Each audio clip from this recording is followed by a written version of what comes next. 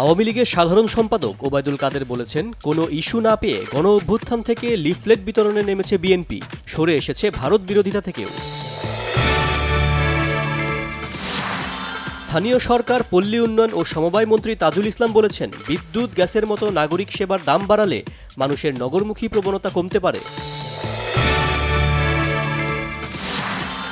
ঢাকা দক্ষিণ সিটির সাবেক মেয়র ও সংসদ সদস্য মোহাম্মদ সাইদ খোকন বলেছেন, সিটি টোলের নামে চাঁদাবাজি বন্ধ হলে ব্রয়লার মুরগি বিক্রি হতে পারে 150 টাকায়।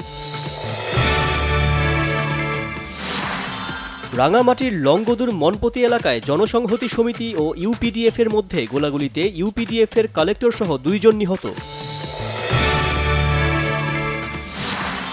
সিপিডির নির্বাহী পরিচালক ডক্টর ফাহমিদা খাতুন বলেছেন, দুর্বল ব্যাংকগুলোকে টেনে তুলতে গিয়ে সবল ব্যাংক যাতে তলিয়ে না যায় সে ব্যাপারে সতর্ক থাকতে হবে। নির্বাচন কমিশনার আহসান হাবিব খান বলেছেন, যে কোনো মূল্যে অবাধ, সুষ্ঠু, নিরপেক্ষ ও গ্রহণযোগ্য নির্বাচন নিশ্চিত করা হবে। সকল প্রার্থী ইসির কাছে সমান।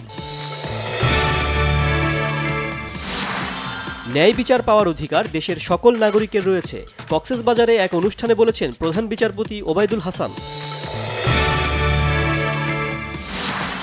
টানা তাপদাহের পর রাজধানীর আকাশে রোদ মেঘের খেলা, কোথাও কোথাও হয়েছে ছিটে ফোটা বৃষ্টি, শিগগিরই ভারী বৃষ্টির সম্ভাবনা। রাশিয়া ইউক্রেন যুদ্ধ নিয়ে শান্তি আলোচনা করতে প্রস্তুত মস্কো, তবে আলোচনায় দুপক্ষের স্বার্থকে সমানভাবে প্রাধান্য দিতে হবে। বিশ্বকাপজয়ী আর্জেন্টিনার মহাতারকার মেসির সাথে শৈশবে বার্সেলোনার চুক্তির ন্যাপকিন পেপার বিক্রি, দাম উঠেছে 11 কোটি টাকা।